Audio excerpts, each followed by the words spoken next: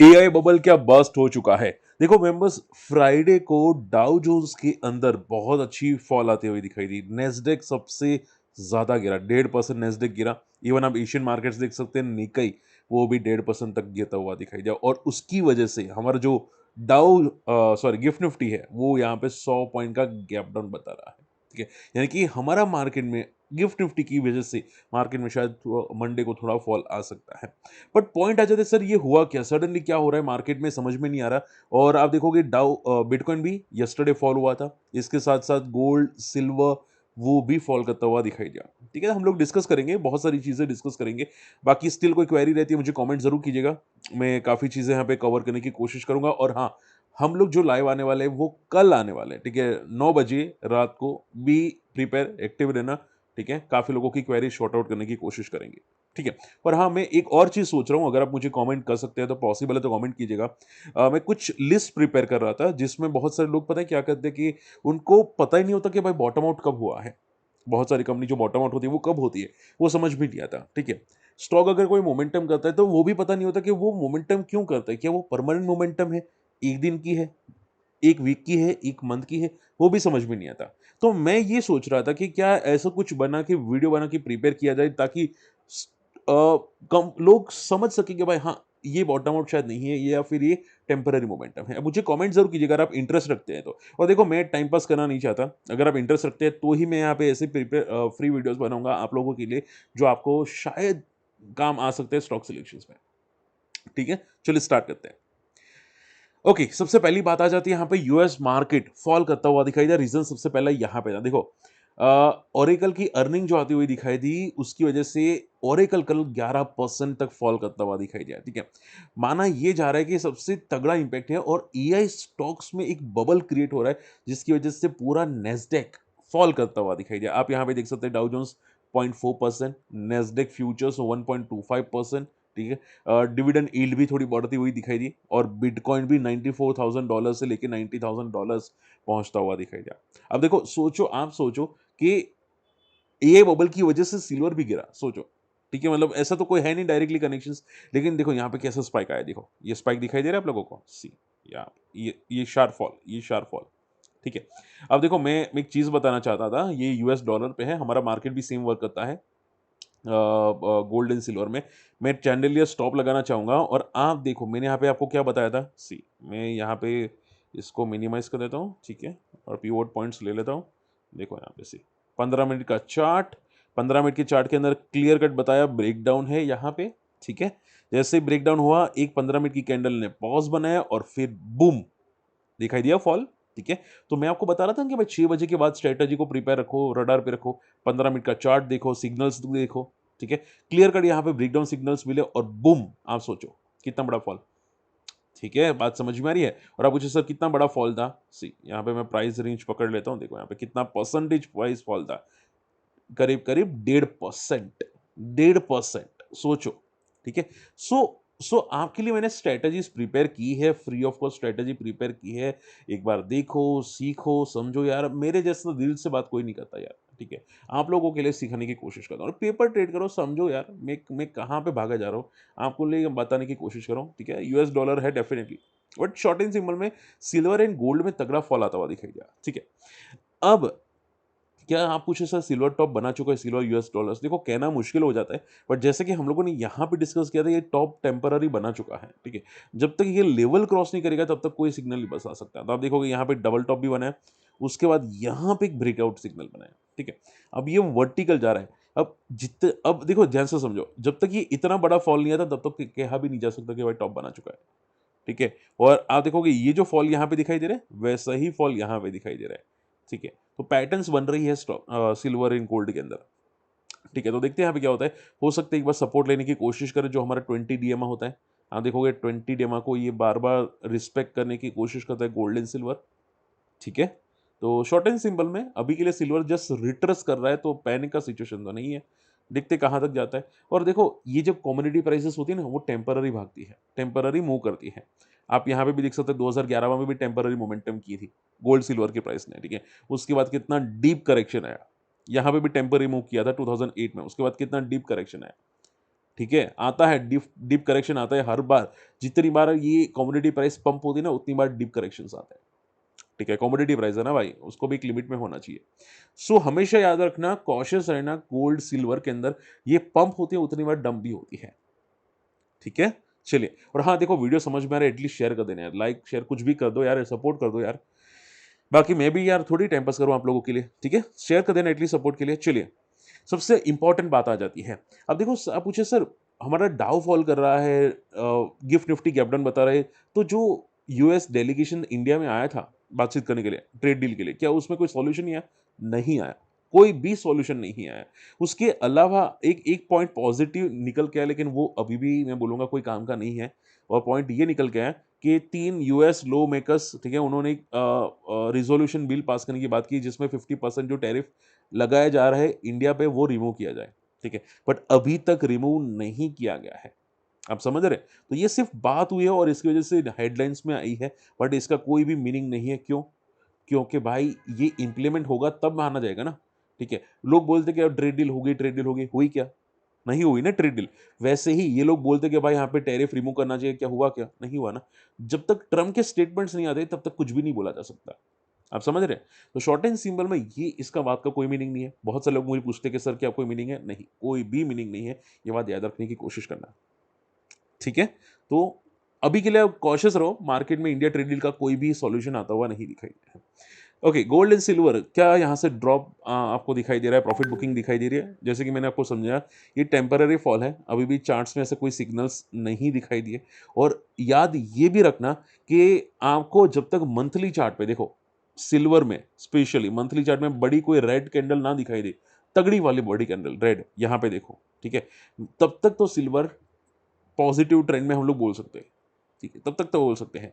हालांकि जब ये बड़ी कैंडल आएगी ना, तब भाई निकलने का मौका तो नहीं मिलेगा बिल्कुल भी। ठीक है, सो मंथली चार्ट पे ऐसी बड़ी रेड कैंडल्स को पकड़ने की कोशिश करना।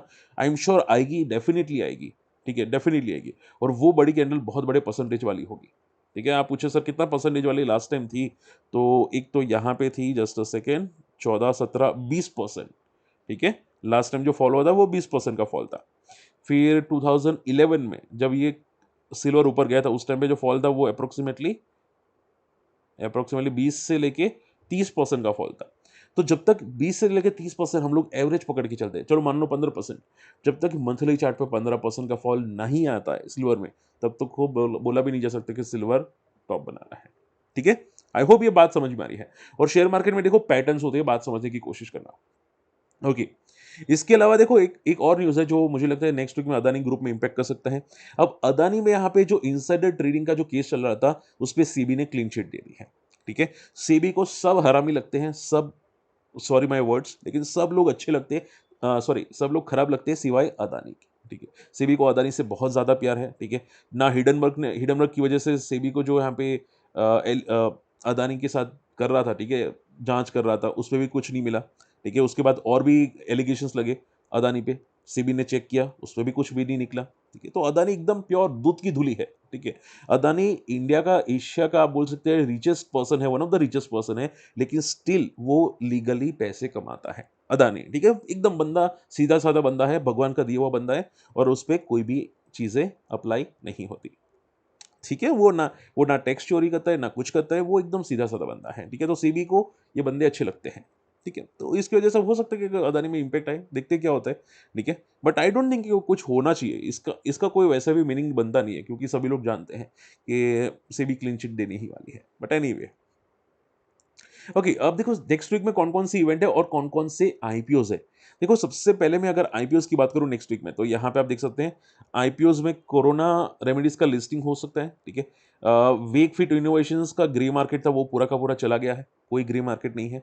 कोरोना का ग्रे मार्केट 27% का है। नेफ्यू हेल्थ केयर भी लिस्ट होने वाला है। ठीक है, इसके अलावा ये सब आपको लिस्ट होते हुए जरूर दिखाई दे सकते हैं, सिवाय आईसीसी प्रो, अभी तो जो वो चल रहा है, इसका ग्रे मार्केट थोड़ा इंप्रूवमेंट हुआ अभी के लिए तो। ओके, और नया जो आईपीओ आ रहा है नेक्स्ट वीक वो है KSH इंटरनेशनल। ठीक है, हालांकि इसके अलावा कोई भी मेन बोर्ड में आईपीओ नहीं दिखाई दे रहा, अगर कोई आएगा तो मैं शॉर्ट वीडियो बना के रख दूंगा। ठीक है, और इसका भी कोई ग्रे मार्केट अपडेट है नहीं, तो विदाउट ग्रे मार्केट अपडेट मुझे भी बनाना भी रिस्की लगता है कि भाई क्या है एग्जैक्टली। ठीक है, इसके अलावा यहाँ पे एक छोटा एसएमईज़ आईपीओ, लेकिन एसएमईज़ आईपीओ में जनरली ज़्यादा रडार पे इतने नहीं रखता, जब तक कि कोई दम ना हो, जीएमपी ज़्यादा ना हो तब तक तो मैं रडार पे भी नहीं रखता। तो इसका मैं अलग से वीडियो बना दूँगा, ठीक है? एंड रही बात ऑलरेडी जो नए लिस्ट होने वाले नेक्स्ट वीक में, देखो अभी तक जितने भी लिस्ट हुए हैं ना, ठीक है, वो सब और सब आईपीओ लिस्टिंग के बाद फॉलो हुए हैं। लाइक मैं एग्जांपल लेता हूँ यहाँ पे मीशो। मीशो आप देखोगे इसका लाइव फ्लो कितना है 154, अभी रिसेंटली इसने लो बनाया था, ठीक है। तो जितने भी रिसेंटली लिस्टेड है, ठीक है, वो सब फॉल करते हैं, ठीक है। तो आपको भी थोड़ा कॉशियस रहना चाहिए, ऐसा नहीं कि ब्लाइंडली घुस जाना चाहिए, कुछ भी कर लेना चाहिए, ठीक है। पहले देखो समझो, ठीक है। कोई भी आईपीओ लिस्टिंग के बाद अगर कोई लिस्टिंग में अगर उसको लिस्टिंग अच्छी मिलने वाली है, ठीक है, तो फिर बाद में क्यों अप्लाई करे, बाद में क्यों फ्रेश देखे कोई, ठीक है। और अगर लिस्टिंग ही नहीं मिलने वाली, ठीक है, कोई लिस्टिंग के लिए भी इंटरेस्टेड नहीं है पॉजिटिव, तो फिर वो क्यों ऊपर जाएगा, आप समझ रहे। तो हर पॉइंट पे लिस्टिंग के बाद आईपीओ वीक ही दिखाई देता है, और वैसे भी मार्केट कंडीशन इज वीक, ठीक है। आप देखोगे डाउ जोन्स, ठीक है, सब फॉल कर रहे हैं, Dow Jones small cap mid cap सब वो फॉल करते हुए दिखाई दिए हैं, सबकी सिट्टी पिट्टी टाइट है यहाँ पे। ओके, चलिए अब देखो नेक्स्ट वीक में और कौन कौन से इवेंट्स है समझने की कोशिश कीजिए। यहाँ पे सबसे इंपॉर्टेंट इवेंट है मंगलवार को, उसमें आप देखोगे यूएस का अनएम्प्लॉयमेंट रेट आने वाला है।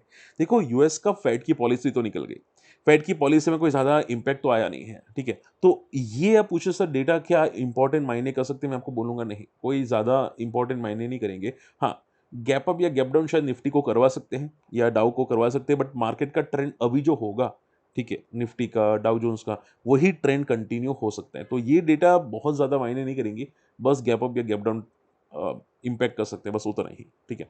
इंडिया का मैन्युफैक्चरिंग पीएमआई डेटा आ सकता है, वो एक इंपॉर्टेंट है। देखो जितने भी मैन्युफैक्चरिंग कंपनीज है उनके लिए सबसे इंपॉर्टेंट ये डेटा हो सकता है, क्या हमारा मैन्युफैक्चरिंग इंप्रूव होता हुआ दिखाई दिया है आफ्टर ट्रम्प टैरिफ, क्योंकि काफ़ी लोग एक्सपोर्ट करते हैं।